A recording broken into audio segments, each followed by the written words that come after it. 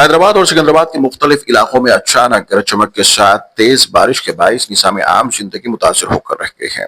علاقے کوکٹ پلی، گچی بولی، چوبڑی ہلز، بنجارہ ہلز، ٹولی چکی، سکندرآباد، ملک پیٹ اور دیگر کئی مقامات پر شدید بارش اور تیز ہواؤں کے باعث درخت جڑ سے اکھڑ گئے، جس کے نتیجے میں کئی علاقوں میں بجلی کی فراہمی معطل ہو کر رہ گئی۔